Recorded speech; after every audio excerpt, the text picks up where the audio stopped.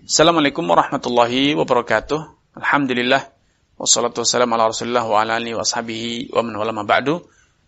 Kaum muslimin dan muslimat beserta grup Dirasat Islamiyah yang semoga senantiasa dirahmati Allah Subhanahu wa taala. Mu'allif rahimahullah taala mengatakan, fa in qamat alaihi hajaraha wa darabaha. Dan kalau ternyata setelah dihajar, diboikot, dibelakangi, ya, diberi punggungnya ketika tidur, sebagai pesan bahwa suami mulai ancang-ancang untuk mengatakan saya tidak lagi butuh kepada Anda. Kalau ternyata masih juga tidak mempan, maka teruskan sikap itu. Jangan berubah, jangan mundur selangkah. Tetap hajar dia dan tambahi berupa darabaha. Boleh diberikan hukuman fisik, dipukul. Ya, ketika hukuman sosial berupa dibelakangi ketika tidur tidak mempan, maka istri dalam kondisi ini butuh diberikan cambukan secara fisik agar cambukan fisik ini memantik kesadaran secara psikologisnya. Dahulu Abdullah bin Abbas menyatakan bahwa suami dibolehkan memukul istrinya bil masawik, bukan dengan gagang sapu, ya, bukan dengan penjalin ataupun rotan, tidak, tetapi dipukul dengan masawik, dengan kayu siwak yang digunakan untuk membersihkan gigi atau bergosok gigi, sebesar pensil kira-kira, dan kayunya itu lentur dan tidak panjang, bukan 1 meter. Tidak ada orang yang bergosok gigi dengan kayu siwak 1 meter, tetapi kira-kira sepanjang 20 cm, sehingga ketika dibuat mukul pun tidak begitu sakit, tetapi merasakan sakitnya. Dan yang dipukul pun, kata Ibn Abbas, mawadhi'ul lahmi minha, bukan mukanya, bukan tulang keringnya, tetapi bagian-bagian yang penuh dengan daging, ya, bagian lengan, bagian paha, bagian pantatnya, sehingga dia mulai merasakan sedikit rasa sakit. Karena Allah Subhanahu wa taala telah menegaskan, memberikan izin untuk melakukan hal itu sebagai pendidikan dan hukuman yang bertujuan mendidik, bukan menyakiti atau melukai. Fa'idhuhunna wahjuruhunna fil madaji wadribuhun, pukullah mereka. Ibnu Abbas mengatakan darban ghair mubarrih, pukulan yang tidak menyebabkan luka ataupun lecet, pukulan yang tidak menyebabkan patah tulang, karena alat pukulnya pun dengan miswak, dengan alat untuk bergosok gigi yang kira-kira panjangnya paling maksimal 15 cm ataupun 20 cm.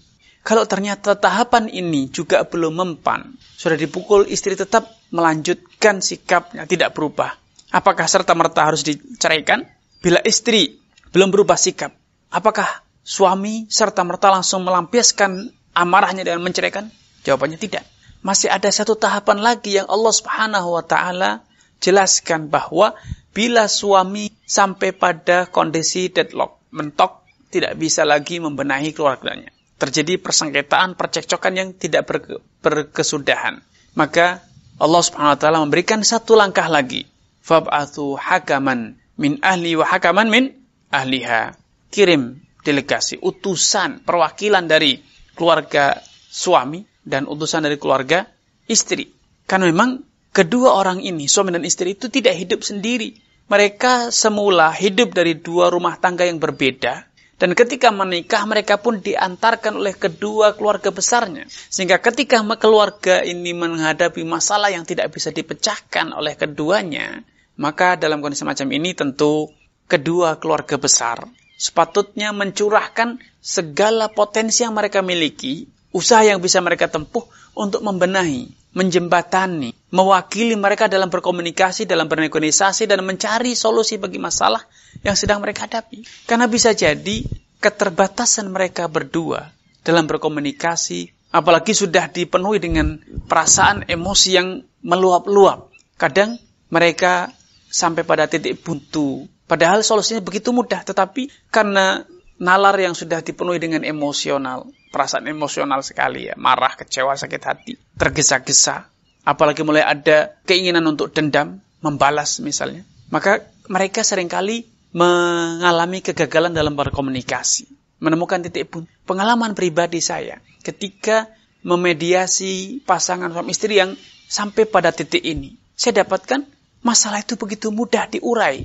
Ketika saya mengajak mereka untuk menata ulang komunikasi, memandang masalah dari sudut yang berbeda, ternyata mereka mengatakan sebetulnya tidak ada yang masalah. Ternyata masalah kita ini sepele. ternyata saya salah persepsi, saya salah memposisikan diri dalam menyikapi masalah ini. Begitu mudah sekali. Karena itu dibutuhkan kontribusi campur tangan keluarga besar mereka yang masih memiliki kepala dingin, masih mampu berpikir jernih, masih mampu memandang masa depan untuk menjadikan rumah tangga ini betul-betul rumah tangga yang sakinah, rumah tangga yang baiti jannat. Diutus perwakilan dari kedua belah pihak untuk mencari solusi bagi permasalahan yang dihadapi dalam rumah tangga tersebut.